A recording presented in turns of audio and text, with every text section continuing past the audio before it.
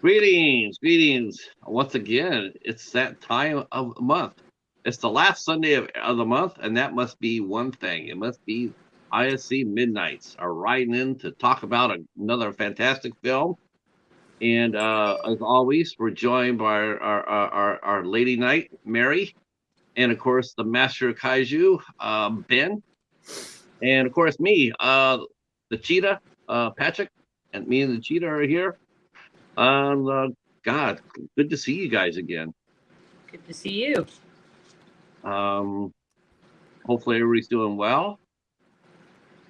It's hot here. It's Oh, super hot. I think it is. It's like 40 degrees here. It's still, it's still hanging on. The winter is still hanging on a little bit. Hey, Drew, how are you? Glad you guys are here. Well, hi Ben. Thank you, Ben, for that. Hey, Jaden, share us out if you will. Tonight we will be talking about the movie Swallow, starring Haley Bennett, and written and directed by Carlos Mirabella-Davis. And man, I gotta say is this movie is it's a keeper, that's for sure. It is a unusual film. It's wow. What are your impressions? Let's just get going with that, Mary. What are your impressions of Swallow when you first watched it? Oh, she's definitely controlled and kept down, and her environment is only as big as they'll let it. You know, she gets tired of that, I guess. She breaks free in her own way, the only way she can, and that's to swallow.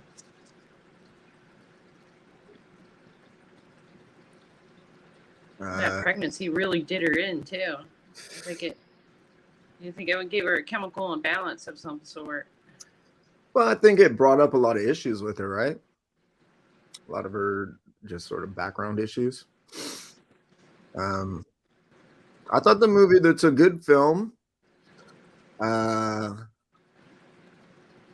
It's hard to understand her motivation. You know what I mean? Like, she never really says what she gets out of it.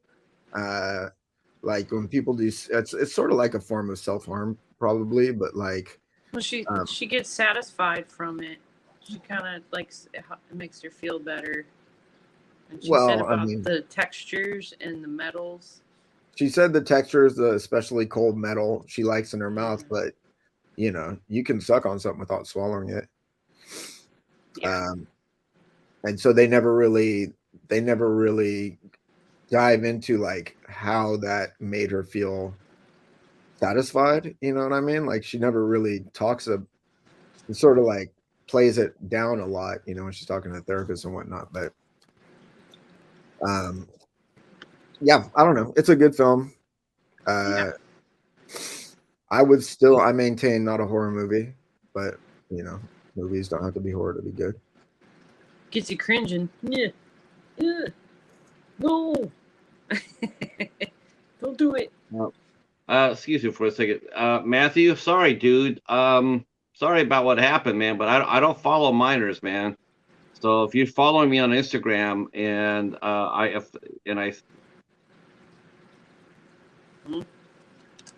okay. Well, so now, dude, the dream is dead. The dream is dead. Well, I guess he doesn't want to be here either.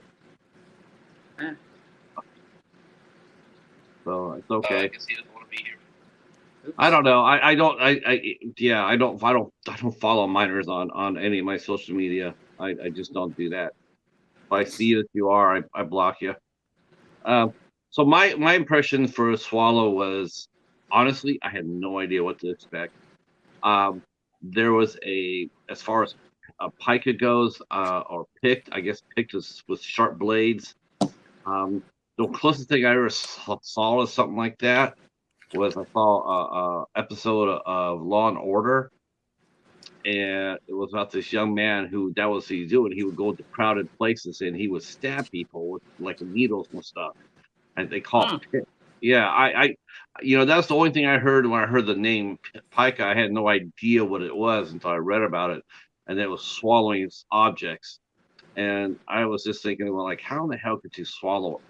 Like I've heard of people chewing on stuff. Like you and I Mary were talking about it. Yeah, About the newspaper. My friend would eat newspaper, and the ink turned his teeth black. right. Yeah. Yeah, I have you had you did you know did either one of you know what pica was before this movie? Because like I Yeah, said, I did. okay, I had no idea. Only because that friend down the street, my mom knew what it was, what problem he was having. So I guess it's when I heard about that, I'm like, okay, this is a real thing. I guess it's a real illness. Oh yeah. Yeah, I had no idea. So for the subject matter for to make a movie about that, it was like, okay, because the cover of the DVD or and also the Blu-ray. I mean, look what she's holding up. She's holding a thumbtack. It's like, who in their right mind would do that? It's like, and that's the point. Yeah. She wasn't in her right mind, so that's the reason why. Yeah. Uh, but she's eating the tack there. But this movie was really different. I don't know why, but it sort of had a really, faint as faint could be. It sort of had that thin, like a little bit of a science fiction theme to it, and I'll explain that. The fact that she was, we didn't see the marriage.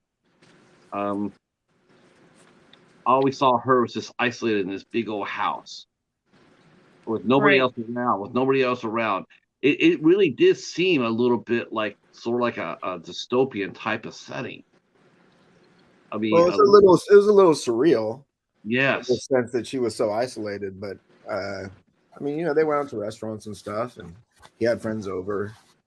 It didn't feel sci-fi to me personally, but yes, of course. But we don't find that out till a little bit later. But yes. But when we first meet her, Hunter, and her husband, it's like it's just them, and there's no place for her to go. And you're thinking about this, you're going like, why doesn't she just do something? Like, why doesn't she go out? Why does she, she's got all day. Why doesn't she just leave the house? To go places, to be around people or whatever. But she just stayed home and did nothing and deteriorated. But we'll talk about that. But that's my first impression was. This is a good movie. It's a great movie. But wow, it's different. That's for sure. I guess I guess I guess we can get into it. What did you think of the impression of what's your impression of the setting of the marriage? I mean, did you sense that there's any because when you saw her, she was out the dad cut her off at dinner. Yeah, in the middle of her speaking, and like I guess the wife's like they're just all used to being controlled, every one of them. Well, it really felt like a throwback to like 50s style, sort of like housewife roles that were popular in the 50s, where the dude goes out, earns the money, the woman just stays home and like cooks him dinner and shit and cleans up. Mm-hmm. Stepford wife. That's exactly what I was thinking. The Stepford wife. Yeah, I mean the one thing that was sort of a bummer about this movie is that no one was really likable, even her. Like, you weren't really rooting for her. She just like you said, she just did nothing. You know what I mean? She wasn't like, they didn't show her like overly depressed. I felt bad for her though. Oh gosh, I liked her a lot. I thought she was. I liked her character a lot. I thought she was likable, but to me, but I just thought that she was. I sort of you sort of wish you could have gotten a glimpse of the courting, because I'm just trying to imagine what that would have been like. okay, she's beautiful, but it's like he's in New York. There's thousands of women that would have been at his beck and call because he was so wealthy. And what drew him to her? I wish it would have been, that could have been articulated. Like, why did you Because fall her parents were religious, and I think they were kind of like kept her secluded too, just like she was used to it at the house. I think her childhood was secluded too. But I mean, her personality didn't. It's not one that jumps out at you. It's like I'm looking at like what attracted her to him. What did he see in her, in comparison to where he was at in life? I mean, the husband was just like he had everything. Worked for his dad. His dad's super wealthy. I mean, the parents bought him a home, bought that house for him. So it's nice. Loaded. Yeah, and gave him a big raise at the company. The first big raise. Yep. I mean, he had something.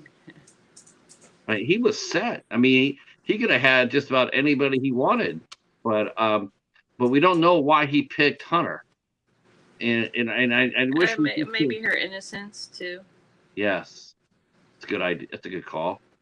I mean, marriage is a big step, though. Like, you don't just marry someone because they're innocent. There's a lot of innocent people out there.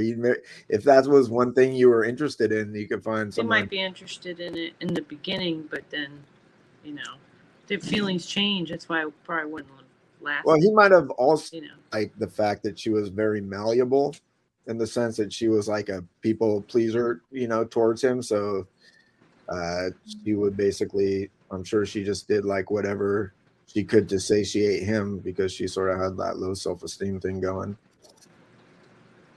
Right. It would have been interesting to see that. I mean, she seemed to be like, she did seem to keep herself really busy, fine, like being around the pool, cooking and doing, she was pretty good at keeping herself busy.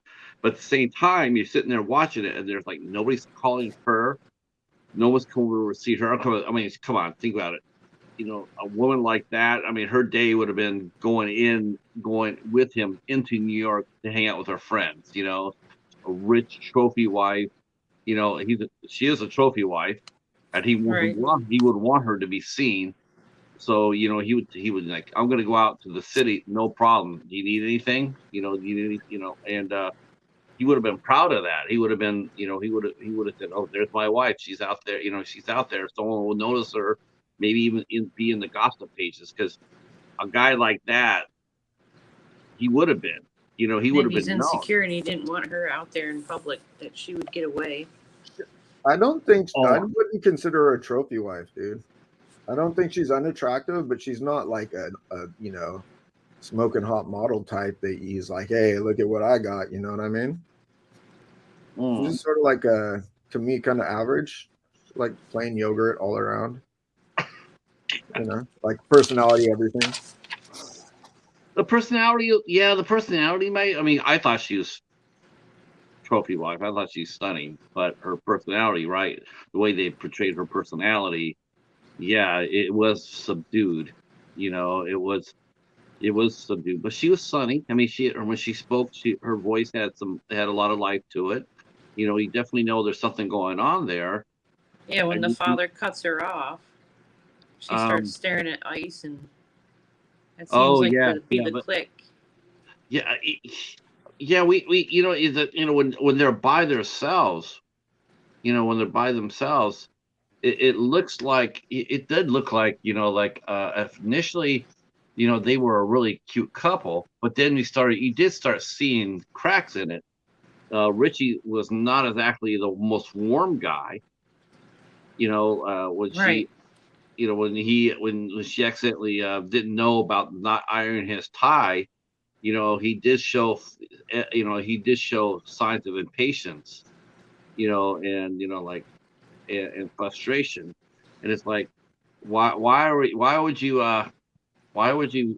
do that? Why, she didn't know. Okay. Okay, that happens, and he just, but I don't understand it. But his whole demeanor went from being like okay to like just totally frustrated from 0 to 10. It's like he's used to getting his own way all the time, and when he doesn't, he got a little rattled. Cry I mean, he baby. was also like behind sort of closed doors. He was also very supportive and loving of her, on by appearance's sake, at least. Like saying, "Oh, you mean everything to me," blah blah blah. Yeah. He sort of like has to. They show he's distracted at dinner when she gives him dinner. That whole dinner scene was pretty uncomfortable. Yeah. Right. But like, he's like, "Sorry, honey." He apologizes. He says, "Look, I have to answer this and stuff." It's not like he's like, "Shut up, bitch. I gotta fucking text my homie," or anything like that. Not yet. Yeah. Rick in the house. What's up, Rick? So basically the story starts off. I mean, we're talking a little bit about the story, but we'll talk a little bit now about it. So we do meet this couple, Richie and Hunter Conrad. Conrad comes from a very wealthy family. He meets and marries Hunter. I don't think they've been married for very long. I think they're still in that honeymoon phase. But Richie works for his dad. His dad is extremely wealthy. In fact, like I said before, he bought them this huge ass house outside of New York City, upstate New York. Peaceful, beautiful house. But while he goes to work every day, Hunter is left at home to her own devices, and that is least causes her to she's isolated. We don't know if it's isolation by design or if that's just her own insecurity. I mean, it could have been her own insecurity keeping her out from among friends. I mean, maybe she didn't have that many.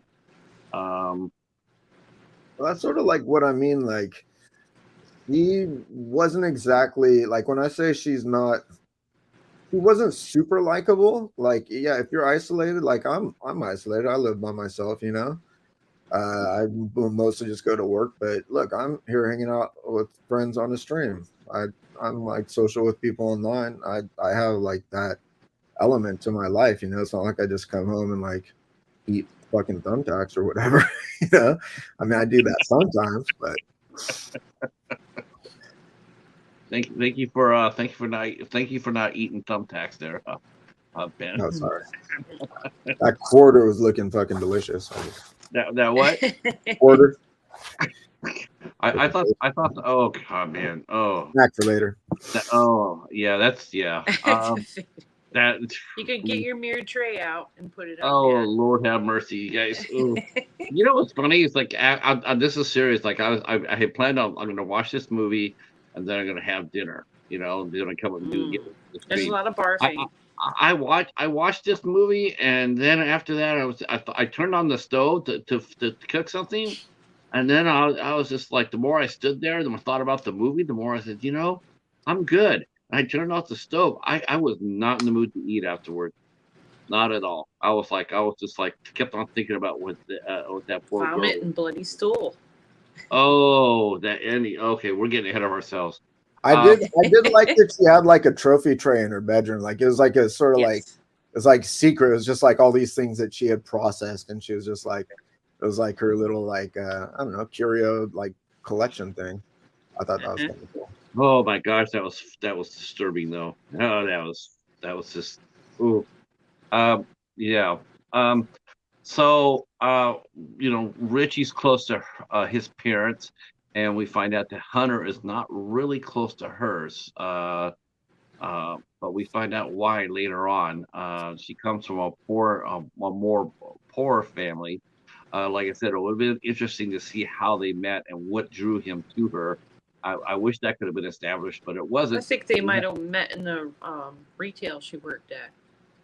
Oh, that's right. Yeah, he said that she did. That's right. She met at a store, retail. Right.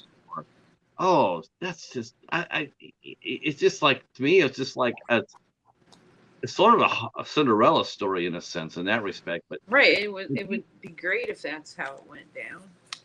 Could have gone down that way.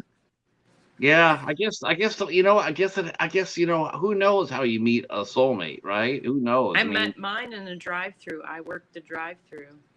How cute is that? I met my husband. He was the customer. How cute is that? And that's how I met mine. He'd come and get a large iced tea and 6 sugars every day. Uh-huh. Said, "This is my order." Wow. I'm sure. So I'm we've sure. been I'm sure. together I'm 29 years. like Ben. Like on your black book, do you have like a cute meet story among all the ladies that you meet? Do you write that down? Probably I don't journal a lot, but I did meet a girlfriend at a lesbian dirt party. That was cool. I like this. I like this. I would pay to be a bug on the wall when Ben walks his date home for the first time into his house. I just love to see her face. Like, wow, that would be fun. Impressed with the kaiju collection. I'm sure she'd Yeah. be impressed with that. Yeah, that's right. especially if they're having leftovers. So Hunter, it said, Hunter is. I guess she starts. I don't know. She's Well, she finds out she's pregnant the next day, like after their crazy dinner. And stuff. right. They, and yeah, she does everything perfect. She does, she cooks dinners. She does, we see herself, despite isolated and emotionally she's not able to express herself too, because as we saw, the Richie barks at her a little bit. We do see her when they go out to dinner. We see that she's paid no attention to. Richie at the dinner table on the phone. I'm sorry, but you know what, if you're at home at that time and you're eating dinner, you can wait 30 minutes or an hour to have a meal with your family before you can answer a call. You can, but also we don't know exactly what his job is. There's super time sensitive shit that can happen in business. Like if you have to put out a fire, you got to put out a fire. You know what I mean? People that love you understand that. I guess. I just thinking, him being that high, the company being right by his dad's side, I'm thinking there's got to be enough of a bureaucracy layer to allow him to be able to go home and have a dinner without being disturbed. You think there's somebody underneath him to be able to handle that until the next day, without him all over it. It depends on the business. People, higher paid people that are executives, people get paid usually for their level of responsibility. So if you're super high up, you have a lot of responsibility. And if you fuck up, it's like pretty apparent to everyone. And then ultimately, even if you don't get in trouble because your dad's the fucking boss, then you look like a complete fucking douchebag because your dad's the boss and you fucking can fuck up all you want. But even the setting of the tables scream that, though. I mean, you had a dinner table and they're sitting opposite, end to end. They could have been that old trope. They could have been sitting side by side or across from each other. I mean, you can definitely see that they are a little bit, there's distance there, and it feeds into her, and helps break her down a little bit. So, I mean, that dude's obviously sucks, right? I mean, we find out that he totally sucks. But for instance, when he's at dinner with his parents and when his dad does totally cut her off, right when she's sort of getting to the actual point of her story, the only reason she was talking is because her husband was like, "No, tell him," trying to involve her in the conversation and stuff. Yeah, but once his dad stood up and started talking, he didn't sit there and say, "Yo, Pop, hold off for a second." Let her finish her story. The dad none of that. No, he turned around and engaged with his dad. Well, he's the wallet, so you want the wallet to talk, huh? And the mom was also very friendly with her initially. You know what I mean? It didn't really seem like the parents, either one of the parents of his parents, they sort of they liked her, but at a distance. It was like, okay, we like you. Well, there's no way we would ever socialize with you unless my son was here. If my son wasn't here, we wouldn't be talking on any level. But he was there, and the mom was like, "Hey, are you happy, or are you just pretending to be happy?" She's she's talking to her on a human level. Are you faking it till you make it? Yeah. Right. But I mean, she's there one-on-one with her, trying to get sort of solve the puzzle. I mean, she's not super forthcoming herself or anything. I thought the mom. Actually, I did like her mom. I did like his mom. I thought the mom did try to reach out. Yeah. in her own way. Yeah, she gave her the I book, but yeah, she took the book meanings a different way. right. I mean, Try new things. I think her mom tried to. I think his mom tried to engage with her. She tried, I would, and also like when after her first surgery, you know, she's like, "Hey, listen, look, I bought you a juicer. We're gonna make you juice." Like she's trying to like be proactive, trying to help. She doesn't understand. No one can understand that shit, you know. It's like, Right. But it's nice of her to try, though. yeah, Yeah. yeah, she did she's try. trying. She's not like, "Oh my god, what the fuck is wrong with you?" or anything. She's like, "Hey, listen, here, we're gonna get you, try to get you on track health wise, and that should maybe help your mood or whatever." Like, you know, like she's doing what she can. I want to mention the two actors who played the mom and dad. One, I thought I had to double check to go back there because I saw that and I'm like, is that really who the guy who it is? Sledgehammer, dude. Dude, I was like, I saw that. I was like, Yeah. David Ross. I'm going like, I'll be It is. damned. I don't know. And he was actually really good in this. Yeah, But yeah, I he have was Sledgehammer. I've seen him in a few things over the years, and every time I see him, I'm like, Sledgehammer. That You was a funny ass show too. Yeah, it Loved was. the show. And then the mother was played by Elizabeth Marvel, and I knew her right away. I remember her right away from Person of Interest. She played a rogue agent, and then I remember her in the Bourne Legacy. She was one of the agents sent to catch Jeremy Renner. So I remember, I've seen her Oh, before. no shit. I haven't Yeah. finished any of those. So I remember seeing her before. I was like, okay, but David Rosh, I think Rosh or whatever his name is. Yeah, that was Sledgehammer, and I'm like, dude, I have to go back there, Raj. I have to go back there and double check, make sure I'm not, like, is that really him? Because I mean, this is gonna be bad, but I didn't know he was still. I mean, well, when Sledgehammer was on in the 80s, I was a kid watching it. Yeah. And so like, you know, he looked old to me back in the 80s, and to see him now, you're like, hey, he looks like the same fucking age, you know. He's obviously older, but I would have thought he would have been fucking like George Burns old at that point. It's a little grayer. Yeah. Oh shit, George Burns. Oh shit.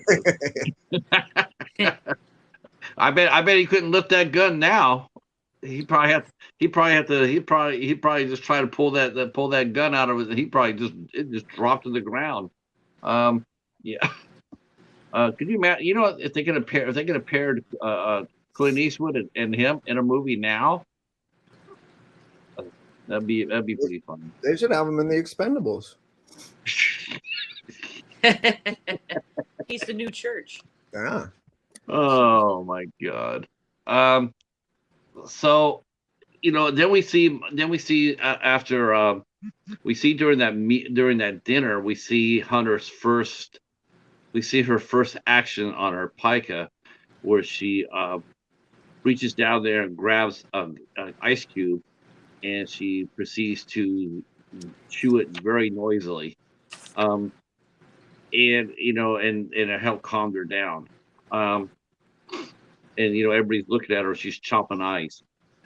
So when next time we see her, she's at home, and she suddenly gets an impulse to swallow a marble, and she Right, finds because the marble. book tells her to try new things. Yeah. Right. So she decides that her new thing is going to be swallow a marble, and that's what she does. She swallows the damn marble, and honestly, the mom tells her you should grow your hair. Richie likes his girls with long hair. Yes, that was the trigger for her to swallow the marble. So every time that she get hit with a mental, with some sort of, an issue like that, she would, for her to cope with the stress, she would start swallowing things. And so the first thing she swallowed was the marble. That was bad enough, sitting there and you're watching her swallow the marble, and you're going like, yeah, but when she had to go clean it up, that was pretty gross. Oh, yeah. Did you swallow it? You had a trophy. If you're gonna swallow anything, a marble is like a pretty good option. It's gonna go down easy. Yeah, but who does that? Not unless it's a kid. For some some 9-year-old kid saying, "Look, Ma," but what adult is going to go and grab a damn marble to swallow it. Well, she got a chemical imbalance for sure. I mean, I'm just sitting there watching. I'm going like, that was just like. From my perspective, it wasn't a chemical balance. This all started after she found out that she was pregnant, and it brought up all these issues with her own past because her mother, she was the result of a pregnancy caused by a rape. So, and she never dealt with any of that. And so to me, it seems like things feel totally outside of her control. So the one, like, this is her expressing control in a way. I'm going to swallow this fucking object. You know what I mean? Like, that was my take on it, at least. The first marble. I mean, the first thing she swallowed was that marble. Yeah, I mean, I don't necessarily. I don't know if that was, her background played into the first time she did the marble. I think the first impulse that she did was from that book. Try something new, and I think that's what she did. That was the first time. The first time she did it, and then Mary's right. It's one thing I didn't think they were going to cover was the fact. Okay, I thought they were going to show like she swallowed it, and then she would have to have her stomach pumped, or something like that. I didn't expect to see her like later on taking a trophy tray. Taking a shit and dropping the marble in the toilet, and then gloving up to go get it. And then she washed it off. And I'm thinking, okay. Then I thought she was going to I don't know why. I thought she was going to give it to her husband. I thought he was going to like, look at this, and I want you to have it. And it's like, but she just got done pooing all over that. I don't care. I don't care if she would have washed it for 20 minutes. It still sat there with poo all over it. But listen, you're not going to convince me that she ate a marble, fished through her own shit, and like pulled it out and like reclaimed it because a book said try something new. There is something that kicked all that off. Yeah, psychologically, and obviously we find out that she has these unresolved issues. So a lot of unresolved issues. Yeah, a lot. Because then she gets a haircut, she vacuums and gets a thumbtack right after the marble. Yes. She cleans the marble up, and then we talked about the trophy tray, and that's her very first trophy. She comes over there and she puts marble down on there, and then it comes down to where she goes ahead and she does swallow. Well, she makes an attempt first. First she puts it in her mouth, and but I can just feel my stomach flip flopping. By the way, watching this, I'm going like, fuck that. And she's not going. Oh my god! But then she put it in her mouth, and then it looks like she spit it out. She spit it out, and then she put it back on the counter with her saliva around it, and then we see that she bled. She had punctured her tongue. So you're thinking, okay, well, she's gonna. She'll leave it alone. I hope. Leave it alone. She's not gonna go back there and swallow the damn thing. Now, I mean, she got and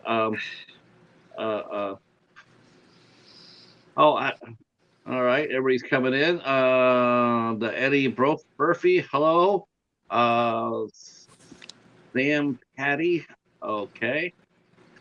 Welcome in. Hey, Steven, how are you? Hi, Sad. Where can you find this film? You can find this film on either Amazon.com, IFC.com, or I would dare say probably eBay.com. I mean, you can. I think it might be streaming on Hulu, and it's streaming on Prime if you have some like add-on subscription, which I don't have, but it is streaming on one of those things. Yeah, the movie that we are talking about for the new folks is Swallow, and this is the movie we're talking about right here, starring Haley Bennett. So yeah, when she does that thumbtack, and then she puts it back, and then you're thinking, okay, fine, she's gonna leave it the hell alone. And so, and then, what was the trigger for her to go back to it? She just suddenly got up there and it overpowered her, wanting to eat that thing so bad. I don't know. Yeah. When she went back to it, I was thinking, oh my god, there's no way. Yeah, there's no way she's gonna be able to swallow that. That's gonna just rip the shit out of her. Yeah, when she's making all those noises, it didn't. Yes. I didn't think it was going right. I thought at least she could do is put a marshmallow on it or something, bury it Yeah, on a put peanut butter. Put in peanut butter. Yeah, but it would still hurt her on the through the intestinal tract. I would Yeah, think. but imagine what it was going to feel like going out through the colon. I mean, Yeah, it- that's what happens. I mean, you would have to hope that the body would be able to wrap it around, like it was a foreign object and wrap it around and poo, and hopefully she was able to get it out without it coming through the poop and ripping up her colon. Yes, we have to say that because that's exactly what she was facing. No, I think it does scratch her because she gets Yeah. blood on her dress. Yes. That's when the thumbtack comes out. It gets Oh, on blood her on the toilet silk too. dress. The blood on the toilet. Yeah. They have a house party. It's celebrating Richie's birthday, and No, I think it's just the drunk boys that come over first. Yeah, I didn't think it was a birthday party. Not yet. Not the birthday party yet. Okay. Not So the first quite part. yet. Oh yeah, that guy was slimy. Yeah, the give me a hug guy. Yeah. He was kind of Oh. slimy, but he was also kind of like her. I mean, they were both just lonely fucking people. Like, that's why she hugged him, right? I think that was his gimmick. I was hoping that, but when That he's was his- saying that was his about the gimmick. birthday party, I hear it echoing like, "Can I have a hug?" Like, who Yeah, says he was that at saying the he was birthday saying the party? same shit. That was his pickup line. Is that what that is? Kind of, That's but what it it was. also just she hugged him and he left, and that was it. Yeah. It was. It was nothing to it. It was just there. You feel better? There you go. Sometimes you just need one. Yeah. Steven, I don't know. It all depends who you ask among the panel. It is not a horror film. I think it is. I think there's a lot of horror in this movie. I mean, there's a lot of horror in Full Metal Jacket. That's not a horror movie. It's like sleeping with the enemy type. It's like Not even a Invisible thriller. Man feel to it. Okay, Steven, you're going to be very disappointed if you think it's a horror movie and you want to watch a horror movie and you watch this film. If you want to watch a sort of dark drama, Very like Pitch, study. how about Pitch Black drama? I mean, that's some serious shit in this movie. Literally. It would be. It's hard for me to understand how anyone would really consider this a horror movie, though. Because it's the same thing. It's hard for me to imagine anybody swallowing a damn screwdriver. Yeah, because every time she went to put something in her mouth, I went, no. Yeah. You're seriously, no kidding. That every time that she was going to put something in her mouth, I was like this, like Jesus Christ. It's like, are you really going to do that? Are you really going to put that in your mouth? It was just like, oh. But here's the thing: it's a compulsion. It's like leaving Las Vegas is the same thing, but with alcohol. And I mean, like, it's a self-destructive thing that people do because there's a compulsion to do it that they can't control. And that movie is dark and fucking everything. And it is not a horror movie. I felt like, well, that's interesting. That's an interesting comparison. I felt leaving Las Vegas. I just thought he did it to himself because that's what he did. He just didn't care. There's nothing pushing him to do that other than him. But I mean, what was pushing her to swallow shit? I mean, it's the same thing. It's like alcoholism is a disease. This is a disorder. It's like both have psychological elements. Both are just self-destructive. Well, I think she had a lot of outside influences crushing her.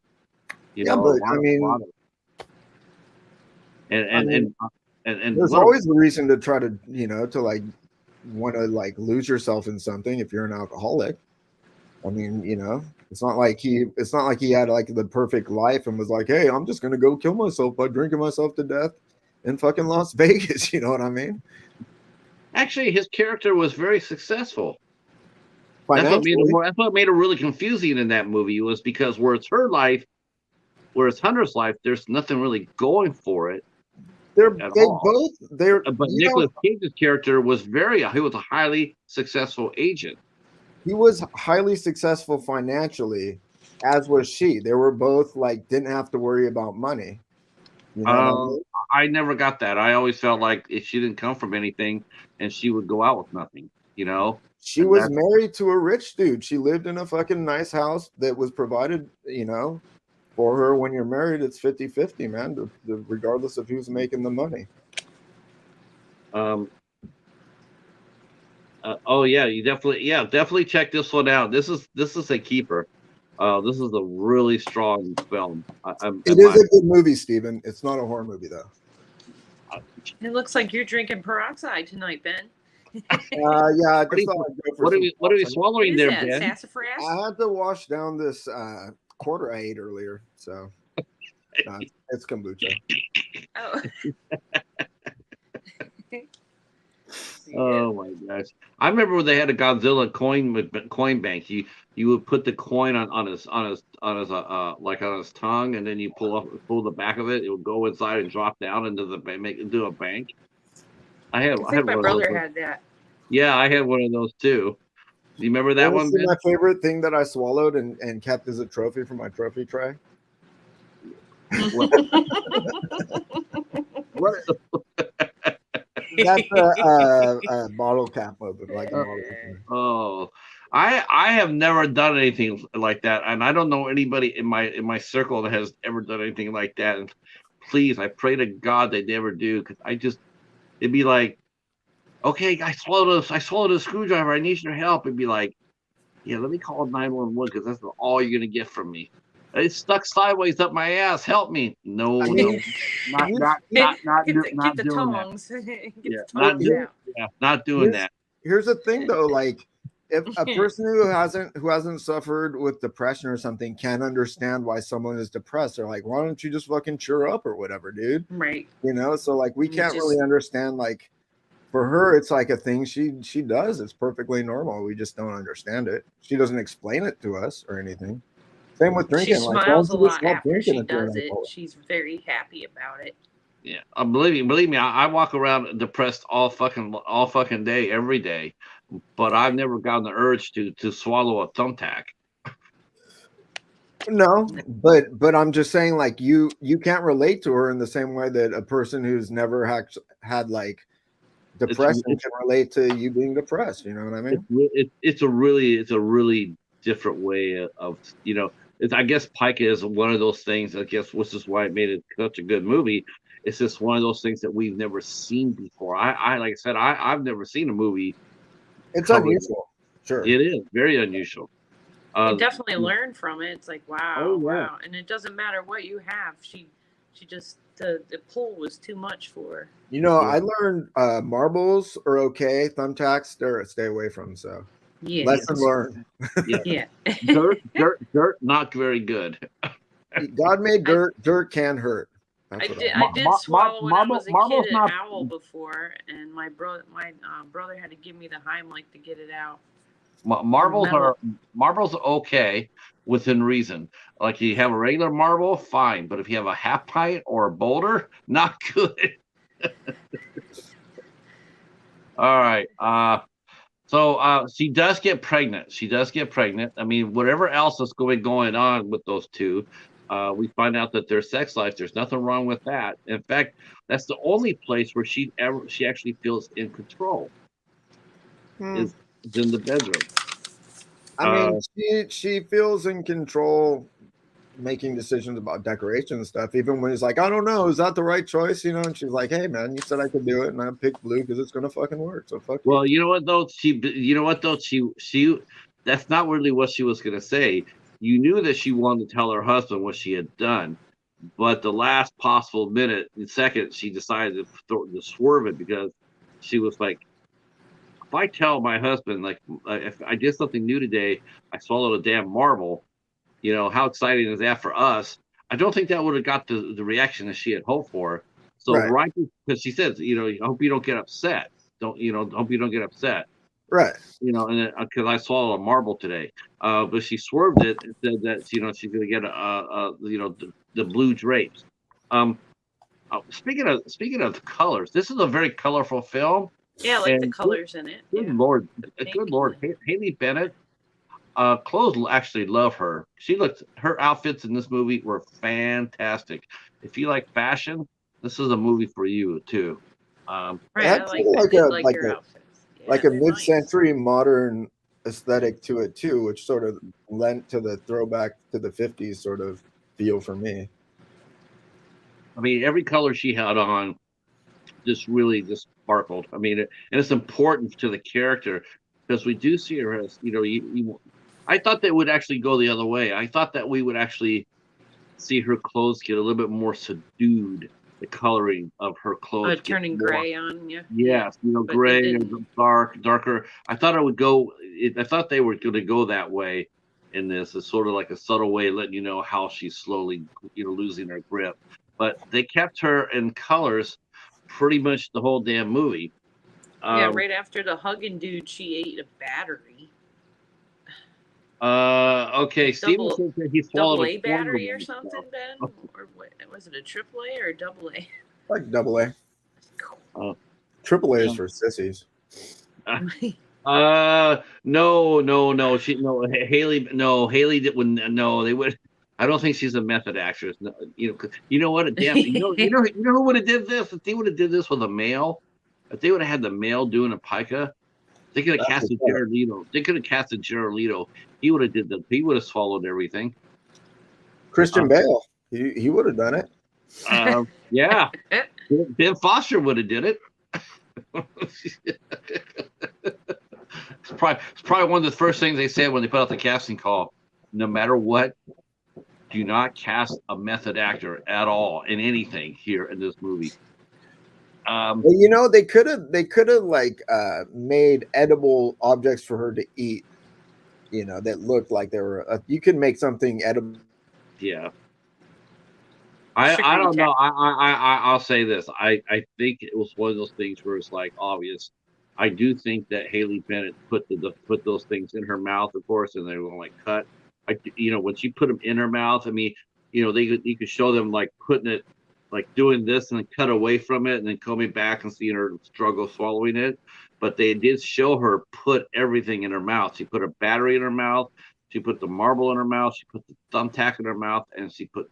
Did they show her put the battery in her mouth? Huh? The battery. They showed her putting that battery in her mouth. Yes. It was a Duracell. There was a lot of stuff they didn't show. Copper top. They didn't show the screwdriver or the safe pin.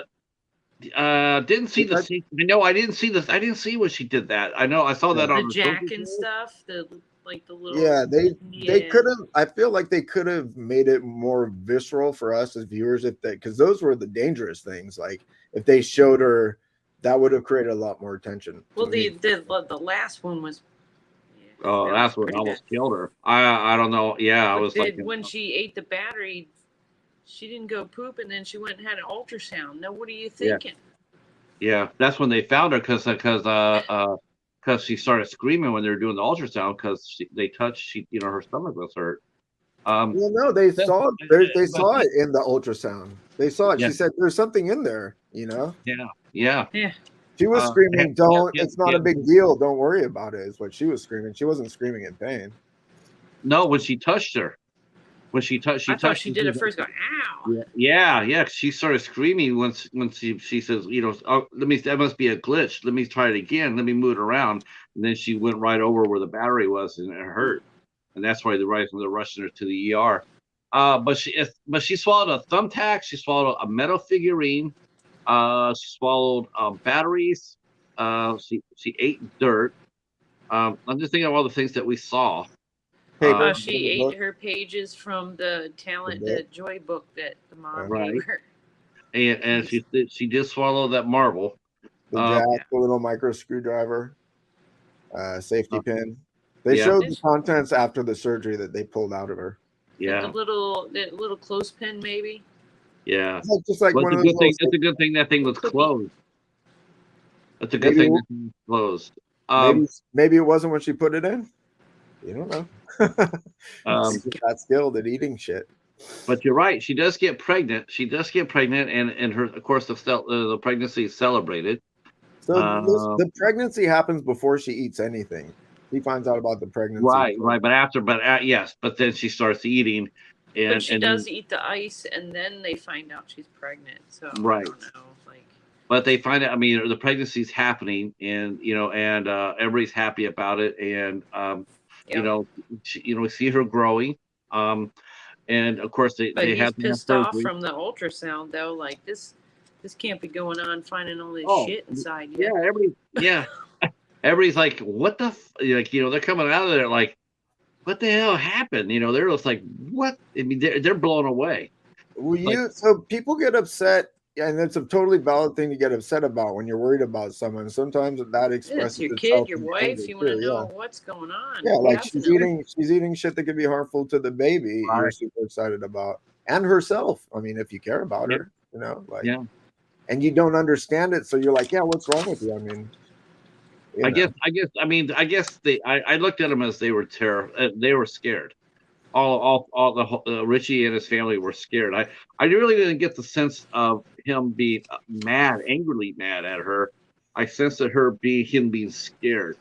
You know, like this could have really, you know, this could have took you out. It could have took the baby out. This is, like I don't, you know, of course there's like us, and that, you know, like most of us, we don't know what pica was. I didn't know what it was until I started reading about this movie.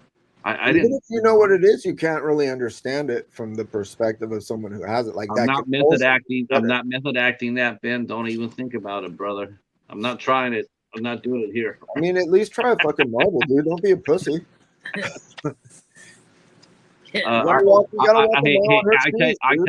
tell you what. You get Angaris to do it, and I'll do it after that. Angaris would eat a marble like it was nothing, dude. That'd be like nothing, man. That'd be like a little grain of sand for Angaris. Oh shit! I had so much fun with your crew. God Almighty, God help us. But of course, the parents are concerned. Catherine and Michael, Richie's parents are concerned, and so they go ahead and they arrange for Hunter to see a psychiatrist. And you know, they're sitting there going like, and the psychiatrist is a really nice doctor, or so we think. Yeah, like kind of like pretty unethical there towards the end. Oh, yeah, she would have lost her license for sure. She would have lost it for sure.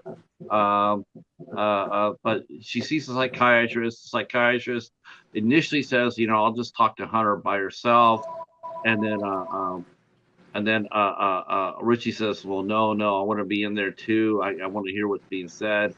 So the first meeting, I guess he sits in with her, and then and then we see at night where he does show compassion. This is the only time he really shows compassion toward her, is that he's saying, I want to understand what's going on. I want to help.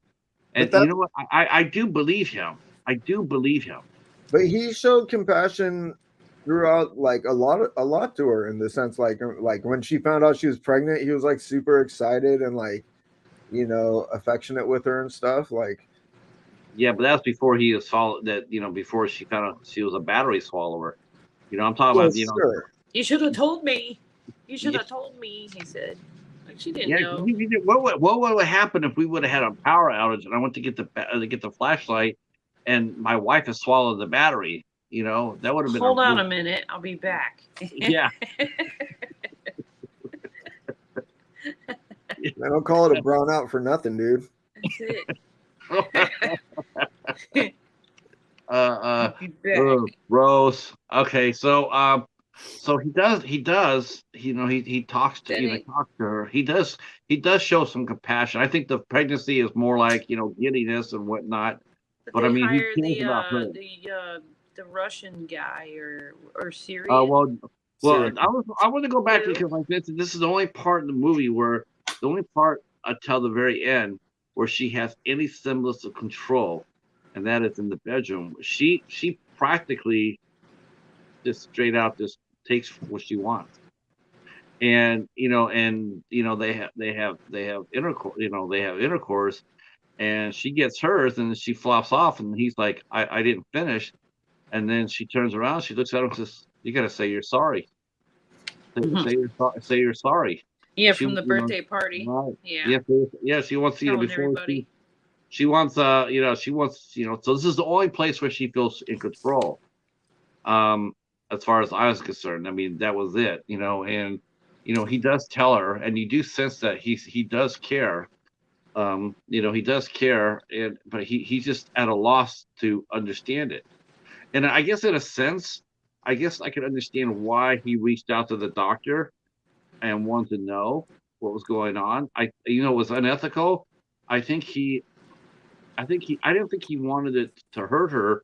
I think he wanted to know what was going on for two reasons. One, he did care for her, and two, he wanted to make sure that nothing was going to happen to her baby, to their baby, Yeah. her pregnancy. Even though he's an unlikable asshole, for this one brief moment, he did shine. And There's a lot of assholes that do. I mean, it's a spectrum, man. It's not like a you're an asshole, so you're completely unlikable all the time. I mean, I'm sure there's like billionaire people that are complete assholes to people, but then they also take their money and do a lot of good shit, through charity and whatnot. Even if it's self-serving as tax redemption, like I don't know how you weigh that out, but I mean, he wasn't like an abusive asshole to her. He's like, his character is questionable. Mm-hmm.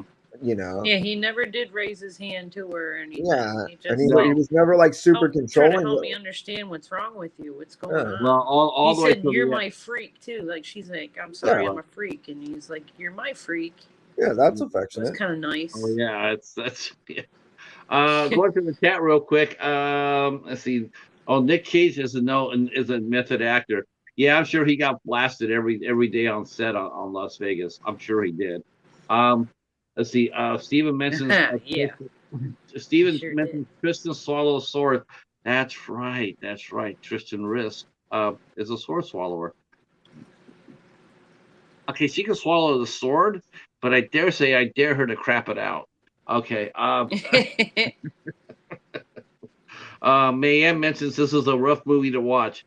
It is a rough movie to watch, but it's a great movie to watch. It's one of those movies where you'll watch it, you'll come out of it on the other side, and you'll want to talk about it, like I did. I was like, "This is awesome." Steven mentions, "I know that people have swallowed swords and fire breathers." Yeah, but the thing is, though, is that they don't swallow that. They have them go in. It comes in the mouth. It comes out the mouth. It doesn't go in the mouth and out the ass. They don't ingest it and then digest it. Right. Yeah. So this is we're having fun today. Okay. So obviously, Hunter, things seem to be returning to normal. She's going to her therapy sessions, and then she surprises her psychiatrist by mentioning her background, and we find out where Hunter has come from. We find out that Hunter is a child of rape, and not only is she a child of rape, but she actually knows who her father is, and she has a picture of him. She carries a picture of him in her wallet, and the psychiatrist instantly is like, she's sort of like shocked at that. She's like, "What the hell?" But she says, "This is my dad, right here," and she knows she's been following him since she's found out about him. She even tells the psychiatrist, like, "What? Like, do you know what happened to him? Oh, yeah, he did time." So she's been keeping track of him. In fact, we find out later on, so much so that she knows where he lives at, which is not really that big of a feat if you really think about it, because he would have been on the sex offender registry, so it wouldn't be that hard to find him. Would it be sex offender? Like, yeah, I guess it would be. And like, oh yeah, if it was too many years, they still keep you on there, I guess. They can keep you on all for depending on what you do. Good. Yeah, they can get it from. You can be on the list for like a year or 5 years, 10 years, or you can be a lifetime offender. That's good. No expungement. I personally feel they should do that with animal abusers too. I think they should have a list for those. Well, one will lead to the next. Yes, I agree with that. That's why I think they should have the list for that. Yeah. So things be going well. She's talking to a psychiatrist. She's been, and then they introduced the helper around the house, the male nurse, Luai. He is a male nurse that is a friend of the family, and he's going to watch Hunter at the house after she gets out of the hospital. He's gonna follow her around and make sure she doesn't hurt herself. And initially, well, Richie's at work. Um, initially, Hunter is very. She's not really likable to him because she sees, she's like. I think she feels like she's being treated like a kid. It's like I don't need an adult watching me. I can do everything by myself. I can cook my husband's dinner. I can do all that. And the nurse is very compassionate. I mean, he's very compassionate. He's like, listen, I don't want to be here any more than you do. I'm just here to make sure you're okay. It's I'm all your I'm friend. Let me frisk you.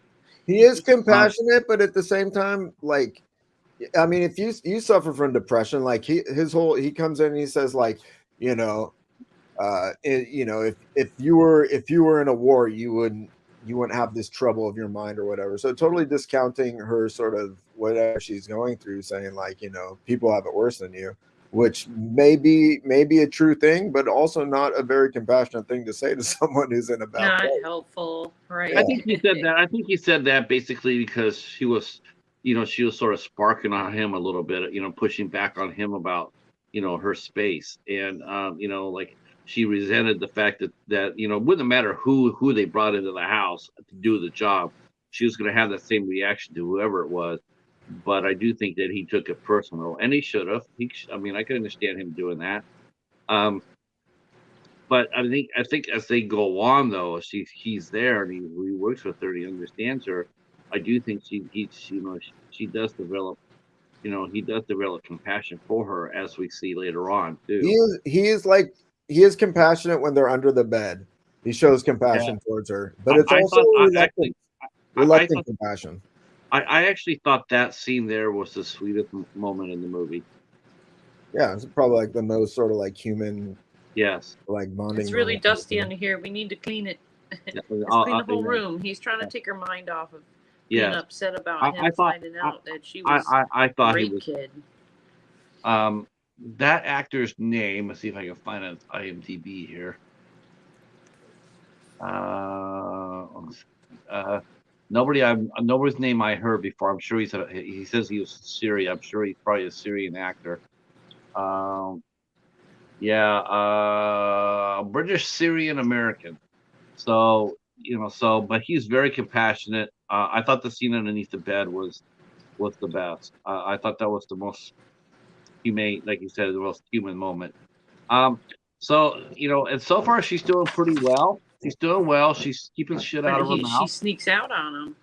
Uh, yeah, she does. But yeah, she does. She's got a little bag there. Oh, all her trophies. She managed to save all her trophies and put them and by the toilet. And yeah, she's still dropping shit in her mouth. Um, I felt like that time. I felt like the reason why she was doing it then was because she was told that she couldn't do it. I didn't really didn't get the I didn't get this I didn't get the sense like I saw her doing that as a way of striking back. It was I mean, I think all of it is a way of sort of trying to deal with something, even if it's on a subconscious level. But I think she didn't do it to like, hey, fuck you, I'm going to swallow this thing. She did it because that's her compulsion that she's struggling with, and it might have exacerbated things, her situation, but it's not like, like her motivation in that moment was not really different from any of her motivation throughout any other moment of her swallowing shit. She swallows shit because that's what she does. Maya mentions she wasn't expecting that ending, but she liked it though. Yeah, the ending was a little surreal for sure. Big ass screwdriver. Or one of the eyeglass screwdrivers. Oh my gosh, yes. Well, that's because what sparked that was the fact that that got her really going was the fact that she heard Richie talking on the phone, breaking to her psychiatrist and breaking, and hearing him break the promise, and that's what set her off, and that's what drove her underneath the bed. Um, and that was. I mean, I don't know. I mean, I'm honestly, I could relate to that. I could relate to that on a very personal level. Very personal. I understand why he did what he did. I do. I can't get mad at the husband. I can't. Um, even though the doctor probably should have been more resistant. But That was the doctor's fault, to be honest. It really was. Yeah, for him, I mean, he's gonna. I can't fault him at all as a husband, and that was probably the singularly hard moment for me in this movie because you can fault him because he went into that relationship knowing that if he paid her a certain amount, she was going to tell him this. So he was complicit. They were both complicit from the beginning. Yeah, but it was up to her to say that's crossing the line. He was complicit because he wanted to know, and I've been in his shoes. I've been exactly where he was at. I wanted to know, and I asked the doctor. I want you to be honest with me. I want you to tell me, and and even though he probably shouldn't have, he did. But yeah, I mean, I understood that moment. And that actually, to me, might have been the husband's best moment in the film because, I mean, it probably isn't to most people, but to me, it was. But yeah, the doctor, I felt the doctor should have never said anything. Yeah, that was the doctor. Okay, go ahead. I mean, it's the doctor's job to be ethical with her practice, and she wasn't. It's his job to be concerned about his wife and want to know everything that's going on with her, even if it's not ethical for the doctor to tell him so. So she hears that, and that sparks the screwdriver swallowing. Well, she goes underneath the bed, and then Luai goes underneath with her, and and they're talking to each other, and he's very gently put his hand on her and comforting her, and they both fall asleep. They both fall asleep underneath the bed. It was very tender. It was very tender, and then she got overpowered. That urge came up there. She was overpowered by it. I don't necessarily feel like she really wanted to at this point in this time. I just felt like she was doing really well. She got a little stressed, and then she just got overwhelmed. I mean, she wasn't doing. She just ate a bunch of dirt, dude. She wasn't doing well. What are you talking about? She never stopped eating shit the whole time. No, but the dirt. I mean, I don't know. I guess. I've seen kids eat dirt. I'm sure my brother. Yeah, I mean, as a kid, we all took a bite of mud as we were kids. I never took a bite of mud, dude. Fuck that. But really? Yeah. Why would I eat mud? That's crazy talk. Okay. But for her, it's part of her same compulsion. She never was able to control it at all. I thought she dampened it a little bit. I guess I see dirt as a lot less destructive. It is less destructive, but it's still it's like if an alcoholic drinks beer instead of vodka. It's like, okay, well, it has less alcohol in it, but still, it's you do enough of it. Or how about an alcoholic drinking a near beer instead of a full beer? For people in AA, that can be a problem because there is alcohol in those. Yeah. But she does go way over the edge with that swallowing that screwdriver, that eyeglass screwdriver. And gotta admit though, it looked tasty. And then they wanted to sign papers. They wanted to commit her. Yeah, she got rushed in for another emergency. She almost dies. And then and you know what though? That's when the parents became, and the whole family, they just that's when they became really, to me, evil, because all they were concerned about was her baby. They weren't concerned about her at all. You knew damn well, first of all, they blackmailed her, saying, well, unless you sign this, Richie's going to divorce you.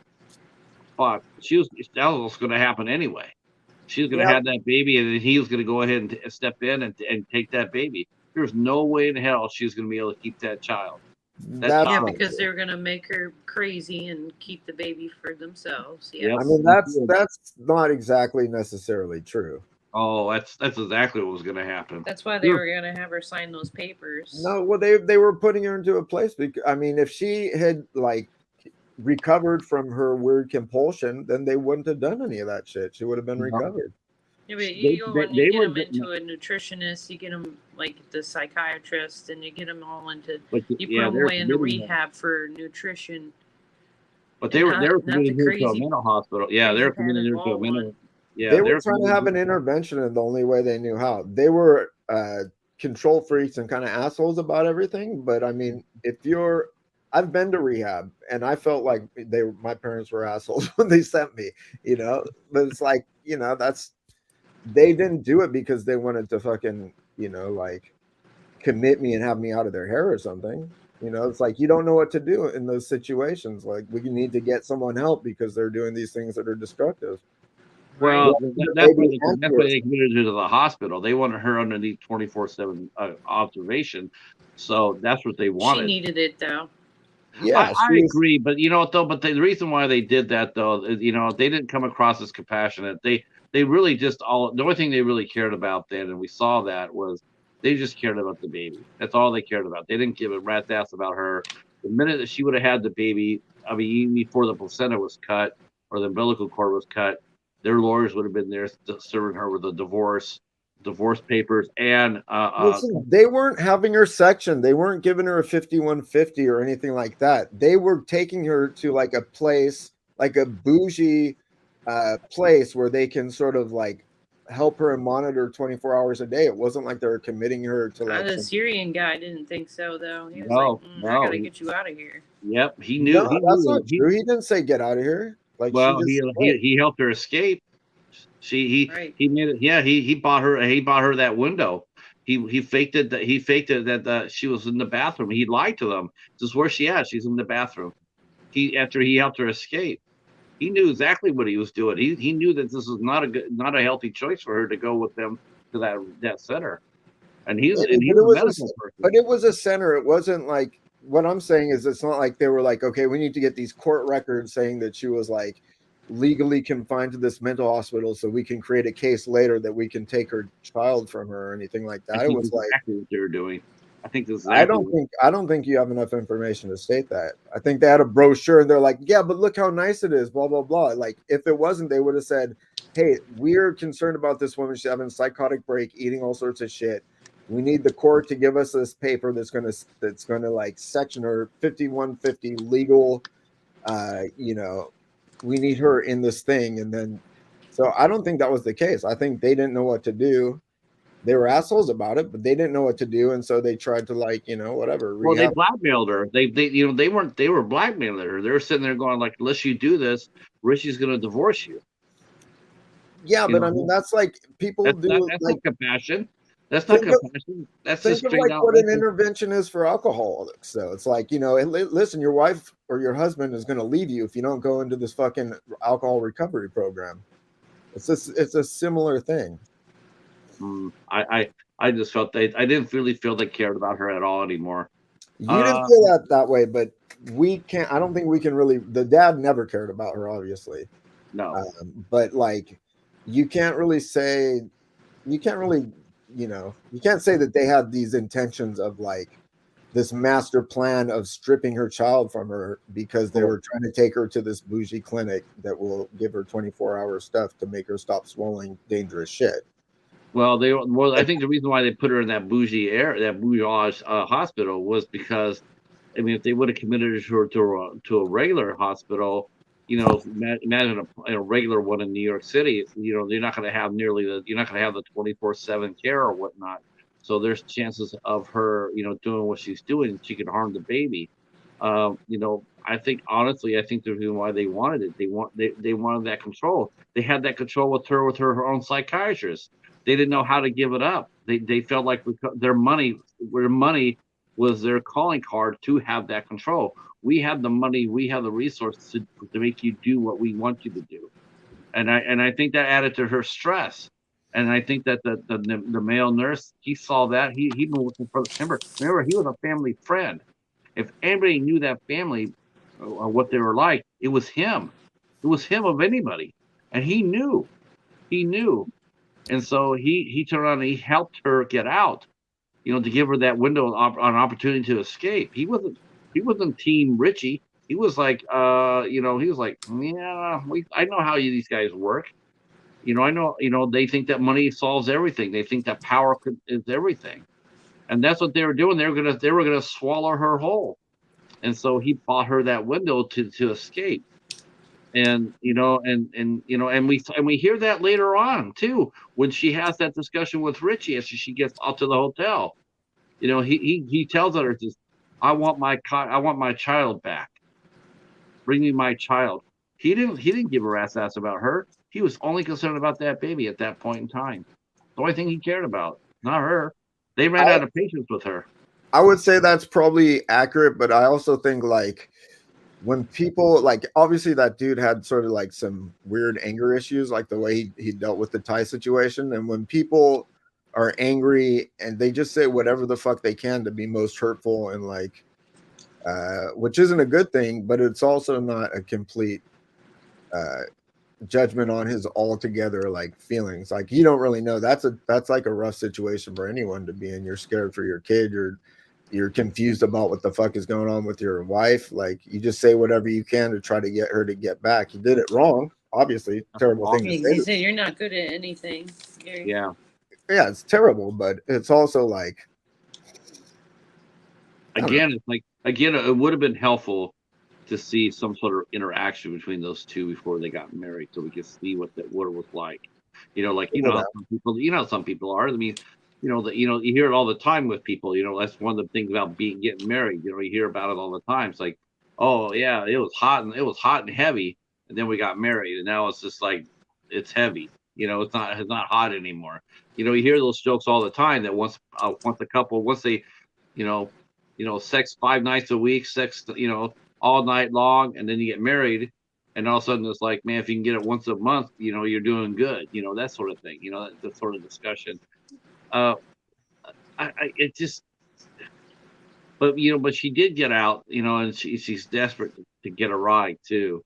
That was interesting too. I was holding my breath. I was thinking, is she going to be able to escape from them, or is she going to be standing on the side of the road and have to dive into the bushes because they're looking for her?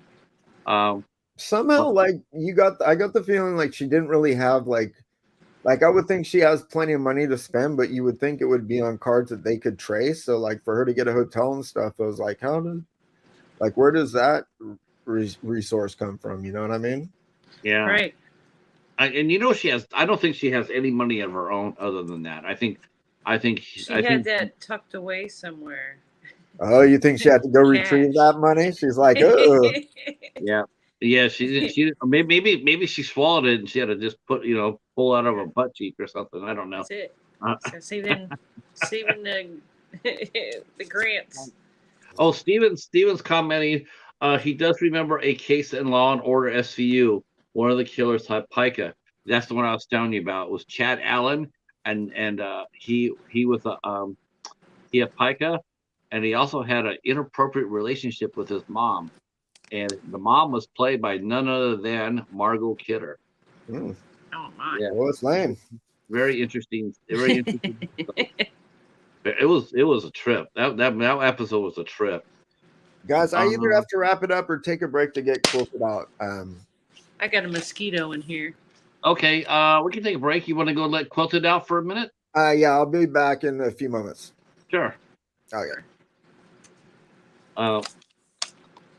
As long as they don't bother Guy again, because that Quilted is a troublemaker. I'm telling you. I got a mosquito trying to bite me. Hold on. Swallow it. Eat it. Yeah.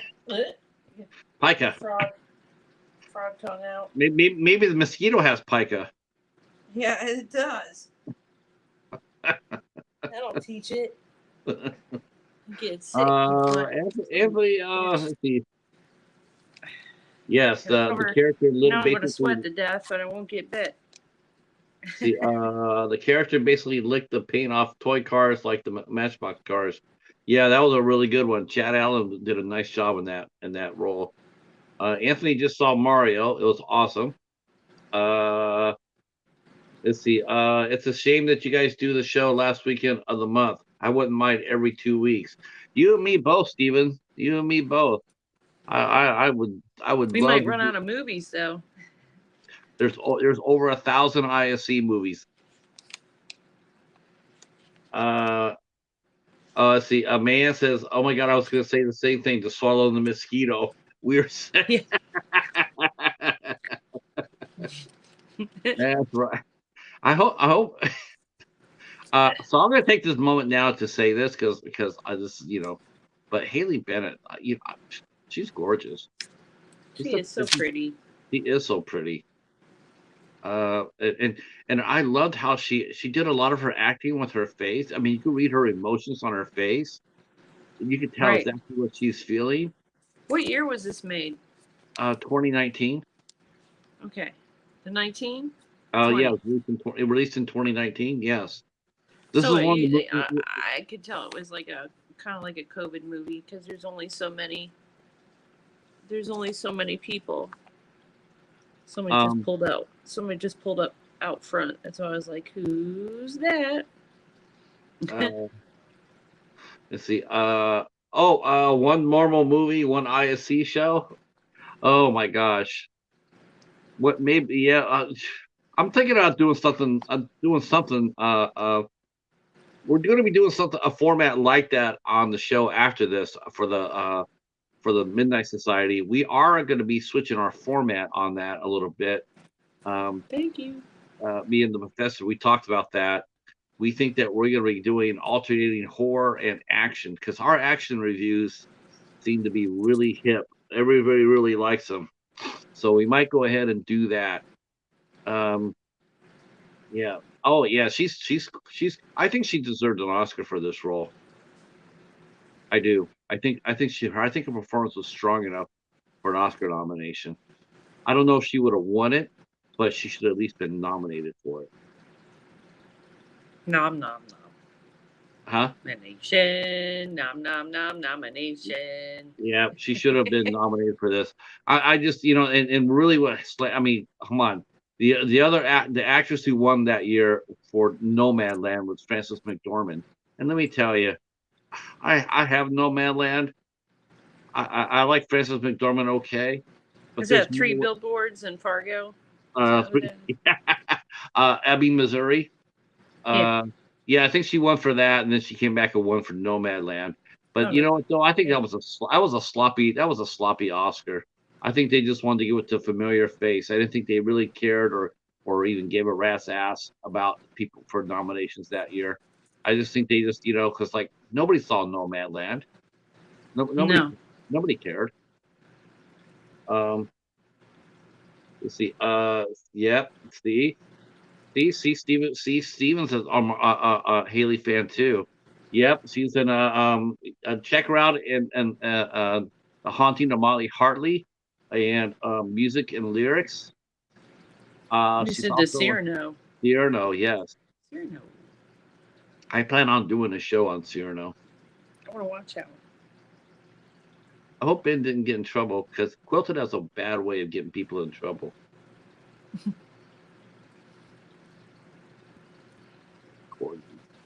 Corgis are cute. Oh my God, you made it back. We were wondering if she framed you for a crime. I was about ready to call a lawyer for you. She didn't, but she shit out a marble. Weird. Yeah, but did she take the blame for it, or did she try to pass it on to one of the boys? Dude, she tried to have me committed over it. Yeah, I told you. Sign the papers, or else. That's it. That's right. Sign these papers. Mm-hmm. You could have been sitting next to the big G over there comparing stories. Oh, wait a minute. Little G. Okay, we're gonna go into the last few minutes of the movie here. So Hunter gets out, and she basically, I don't think she has any money. I guess she has a card. I guess she does get a hotel room, and then we see her. She's still struggling. She puts dirt in her pockets of her jacket. So we do see that. So she's still struggling. She's eating that in the hotel room. Yeah, that's what she's midnight snack. Well, she gets rejected by her mom before that.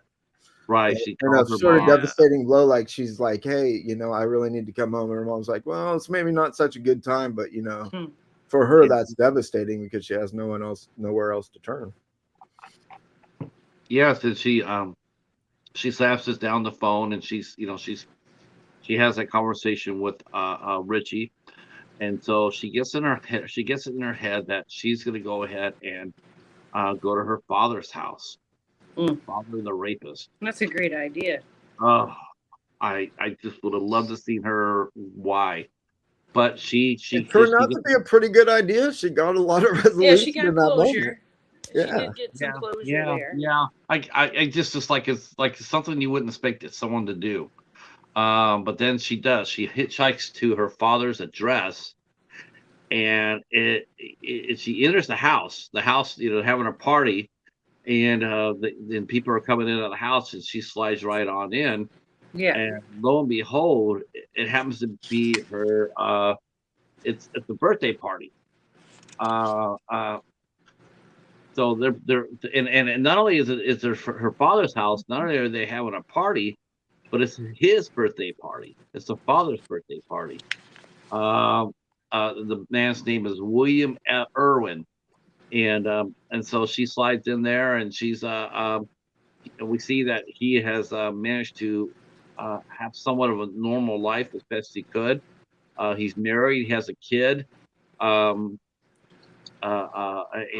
his wife seems to really love him and thinks he's got a nice house and friends and stuff like that. So he seems to, it seems to be adjusted fine, as far as that goes. And then she comes in there and then she lets him know that who she is, and but he hasn't told his wife everything about him, because he lies. He says, I'm friends with her mom. And I thought about that and going like, well, I was thinking about that and going like, how is she married a guy with a kid, and how would he hide his conviction from her? Did he tell her that she was convicted? Obviously he didn't tell her, but like, have you ever dated someone and been like, I'm gonna check their criminal record? No, dude, you just take it for granted that people haven't been convicted of rape or whatever, Yeah, I tell this to any lady: always check out the dude. Always check out the dude. You never know, that guy could have shenanigans up his sleeve.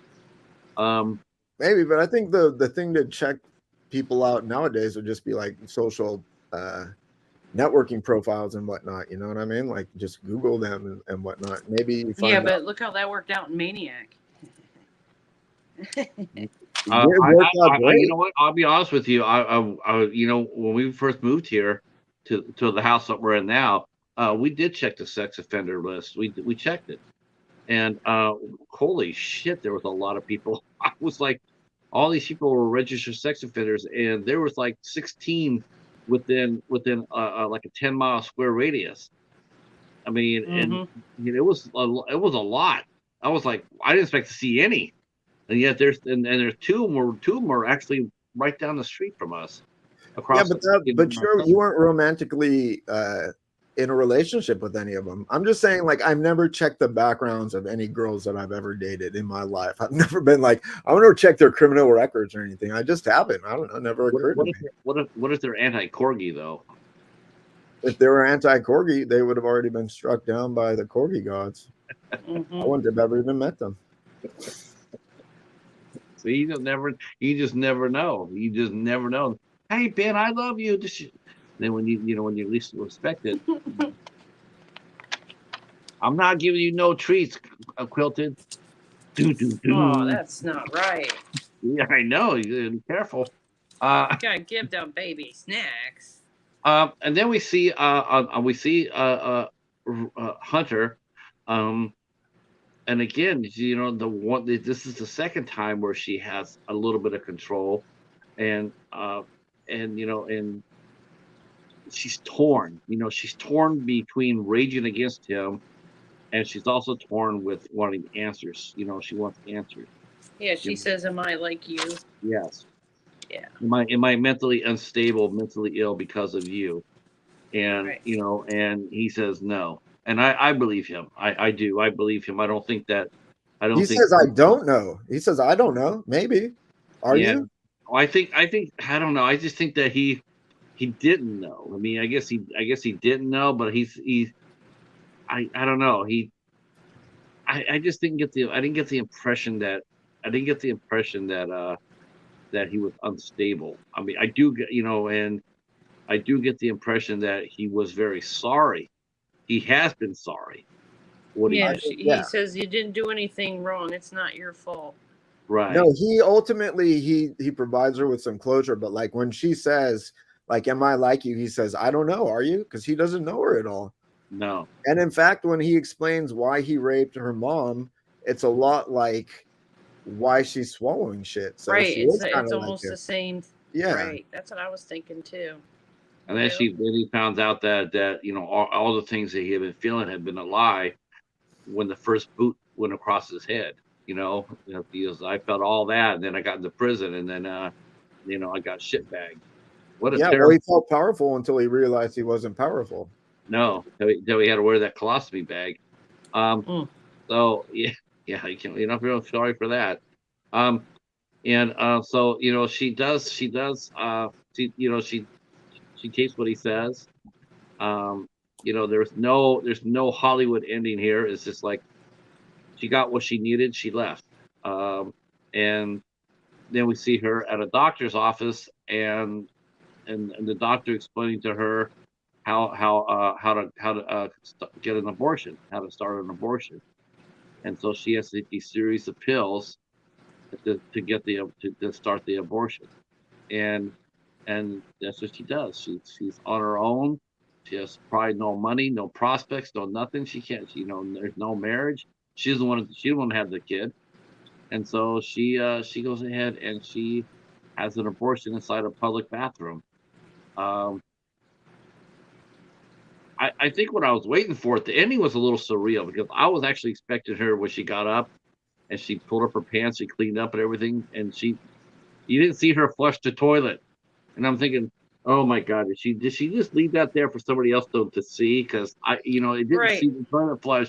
I couldn't help as and I was sitting here holding my breath, because they see her, she puts her backpack on, she takes a big, like, okay, I'm gonna get my shit together, and then she walks off, and then the camera pans to the toilet, the restroom, and you really get the impression that we're just waiting for that one girl to walk in there. Yes, Yeah. I was waiting for that.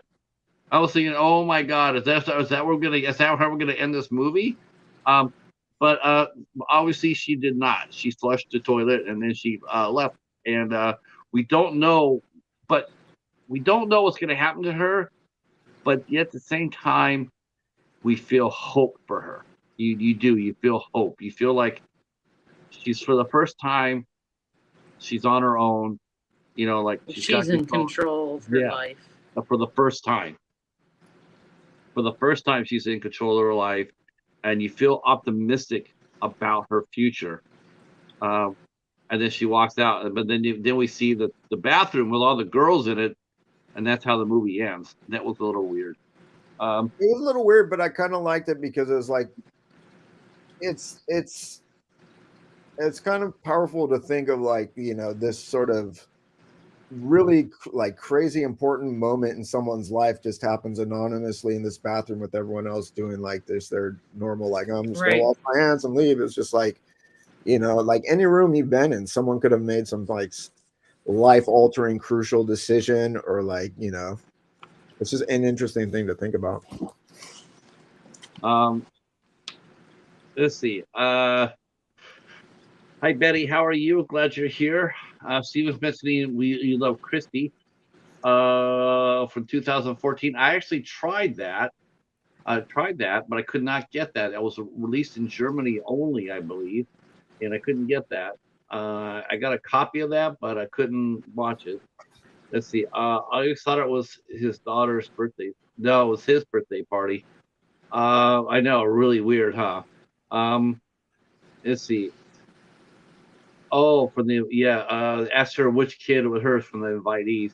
Yeah, that's what I thought it was. I thought it was his daughter's birthday too, because they're like, they don't know all the parents. They just know like why would she be there just because like the friends of her kids wouldn't show up, like.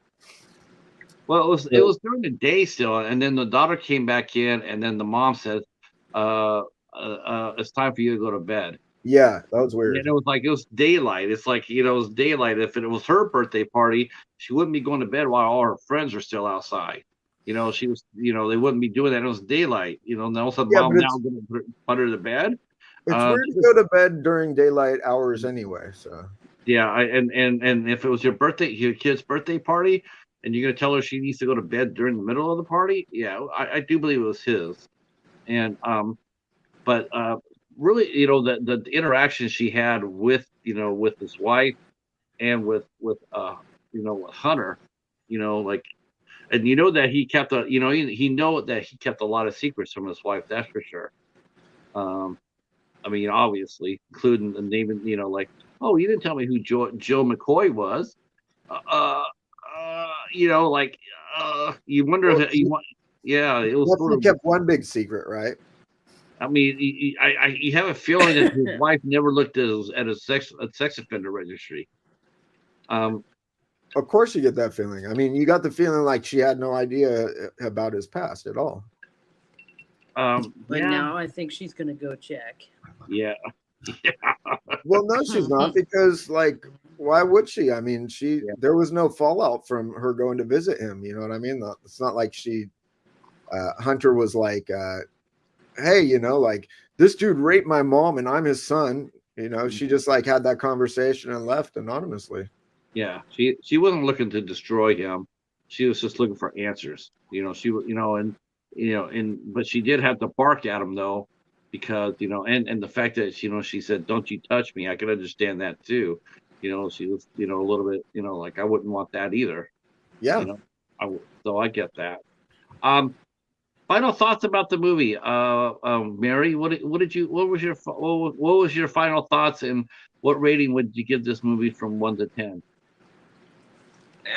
Probably 6. I liked how it was filmed. I liked the colors, the clothes, and the characters aren't too bad in it. They're pretty good. They acted well. I thought the movie was great. I thought Mirabella-Davis did a really nice job in directing this movie. I read one review that said that he didn't treat the disease with more, he tiptoed around it. I don't think so at all. I didn't see him tiptoeing at all around it at all. I thought he's showing it in graphic detail. He kind of tiptoed around it in the sense that he never doesn't really dive deep into like what her experience was, as far as like, it's not like a movie like where she like, if they had like scenes where she was explaining things to her like psychiatrist or something. So it was sort of like this thing that happened, but they didn't like super focus in on it. It wasn't like the main focus of the story. It was like more like what that did to her situation and like her character arc throughout the movie, right? It was just sort of like they show it, but they don't like it. Yeah, we dive super deep into it. I would have liked to see, like I said, I would have liked to see more interaction between her and Richie before they got married. Some sort of, just a little bit more there. I thought he treated it with respect, and and without. I mean, if you go ahead and you go too hard on the other way, then it doesn't become a drama, or with some horror elements into it. Now it becomes an exploitation movie, and then it loses all its power. And I don't think that was the way to go. I wouldn't have been the way to go. I think the way he filmed it and the way he wrote it was pretty much spot on. I mean, it's there enough to cause you to have curiosity about the illness.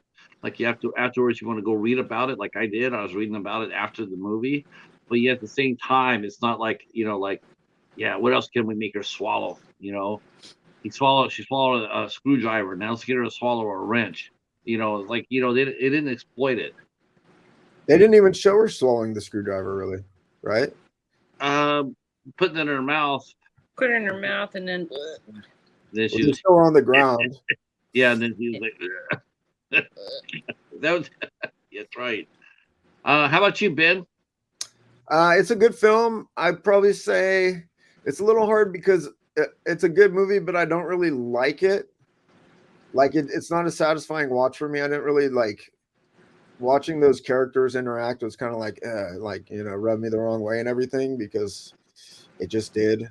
So I would probably I would not recommend it to everyone, but I would probably say, as far as like filmmaking goes and everything, it's probably a solid 7.5, 8, I think, out of 10. It's a good film. It's well made. Yeah, I like it. Me, you already know I'm going to be loving this movie because I just loved it. I thought Haley Bennett definitely was lovely and luminous in it. Thought it was an interesting story. I would give this movie a solid 9.5. I think this is like a whole. I told Mary before you came on. I said I think this is probably the second best film that I had picked out myself. I thought The Nightingale was a little bit better, I but think Nightingale's a better film too. yeah. Oh yeah. I love this film. I love Haley Bennett, but I love The Nightingale. I mean, it's just a powerful film. But I thought this film was really good too, and I would give it just a 9.5, and I highly recommend it. Highly recommend this movie. I wish they would have some special features on the releases. That was a little bit of a bummer. I would have liked to seen that director's commentary, cast crew commentary. Do you have the fancy release of it? That what? I have a nice release of it, but I don't think. Hold on, let me see. It's your second hand. It's Second Sight. Second Sight. Where is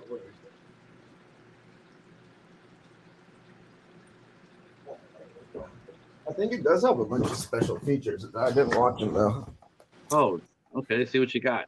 It's got audio commentary by director. Oh, yeah. Producers, personal story, new interview with Carlos Mirabella-Davis, something bubbling underneath, an interview with Molly Asher, The Process, a new interview with editor Joe Murphy, Meadow and Glass, a new interview with composer Nathan Halpern. Wow. Yeah, you Rule of Unknown, Knife Point, a short film. Yeah. A second. That's from Germany, right? No, it's UK. Second Sight. Second Sight from the. Oh, is that Steelbook? No, it's like a. They also did The Nightingale. It's like a limited edition release with a booklet and some art cards and stuff. Oh wow, no, they didn't come out with us. We just got the basic DVD. So there you go. There's someone Steve was asking earlier where to get the movie. Second Sight. And Christy is on YouTube. All right, that's awesome. I will check that out. So yeah, I guess the time now comes to where Ben will be picking the next film. Ben has a lot of pressure on him. Not really. There's a lot of good options. I'm gonna take it back to horror, and this is a good film. I say Autopsy of Jane Doe. Oh, awesome. Okay. It's a good one. All right. I heard that one's good. It is good. I heard that one's excellent too. And I already know what Mary's gonna be picking after this. Then probably Backcountry. I knew you. Ooh, that's a good one too. Well, yeah. I don't know. We thought you were gonna pick that one today, but Autopsy of Jane Doe. Yes, I'm down with that. Yep. I was also thinking Ghost Story, Wildling, and there was another movie called Proxy. Have you seen Proxy? Yeah, I was looking at the trailer today. Yeah, that movie's fucking brutal. Yeah. It's good, but we just had a pregnancy type of movie, so. Right. That's what I thought too. So next, let me tell There's you, a movie Sacrifice that looks good too. Yeah, Sacrifice looks really good too. Okay, so the next IFC Midnight show will be on. I'm sorry. Oops, it will be on May 28th. May 28th, with the Autopsy of Jane Doe. We will be back here at 6 p.m. Pacific time. I will make a banner for that. So what you guys can do after that, you guys can come by and hit the notification button, notify me, and then we'll see you next on the last Sunday of May, and we will be talking the Autopsy of Jane Doe. All right. Thank you guys for coming out tonight. This has been a good crowd today. We love the IFC Midknights, IFC films. They're the best films out there, no matter what anybody says, right, Ben? They're good. I mean, there's a lot of films out there, Patrick. You can't one company can't have all the good ones. Well, That's why right. not? Well, one company seems to have all the bad ones. Oh, I'm sorry. I don't know where that came from. Sorry. I I I mean, I'm looking there's forward not to one you. company that has all the bad ones either, dude. I'm looking forward to your Loosen review up, of dude. Bo. I'm looking forward to your review of Bo. I know you're going to be watching that and reviewing that. Has anybody seen that movie yet? Bo is Afraid. Has anybody? No. Let's see. Echo saying that Uncorked has some bad ones. Yep, they do. I mean, even like Full Moon Features has a lot of bad movies, but they also have the occasional Castle Freak. I love Full Moon. They put out Sorority Babes with a Bolorama too. That was Honestly, awesome. you love Wild Eye. Wild Eye puts out some awful fucking movies, and you know it. That's terrible. That's You not. might enjoy them, but they're bad movies, dude. They are bad movies.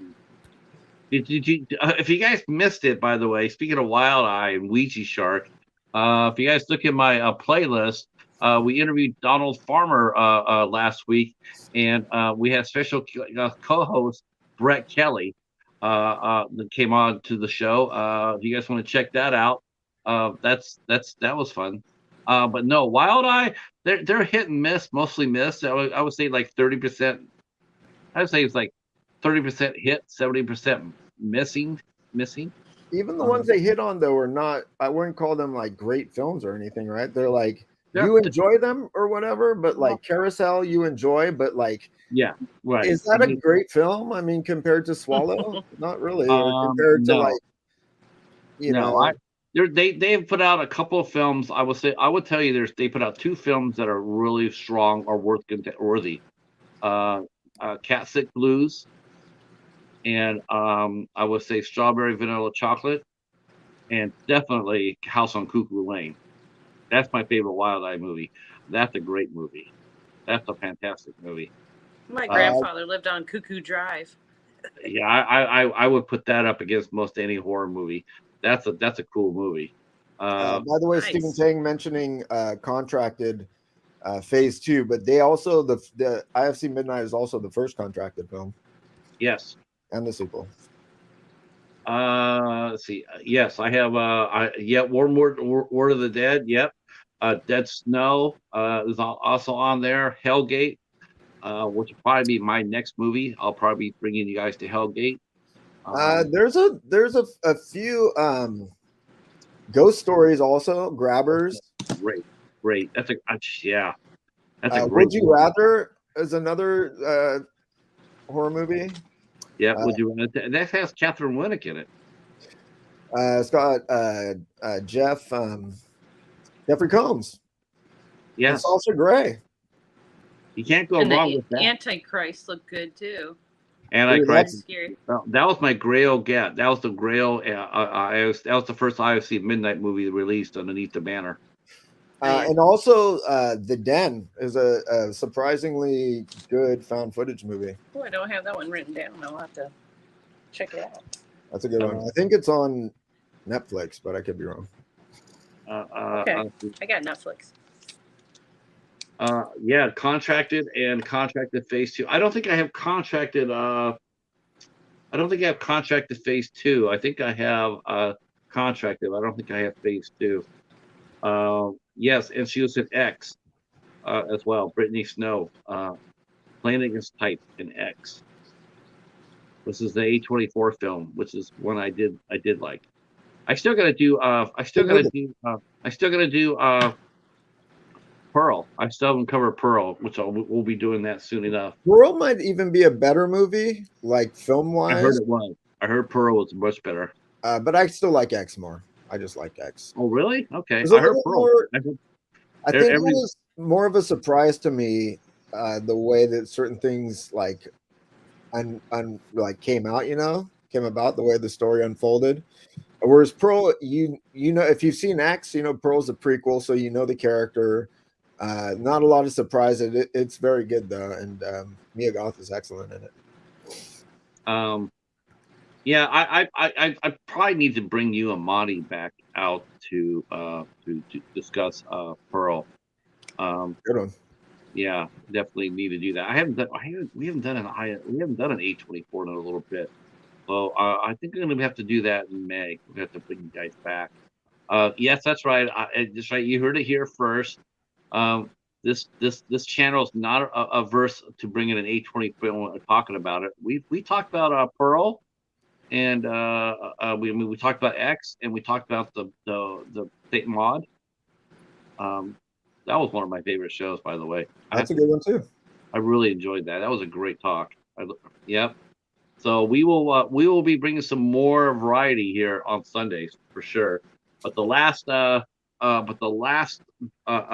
let's see. Oh, all right, Steven. Hell, get me Brittany Snow.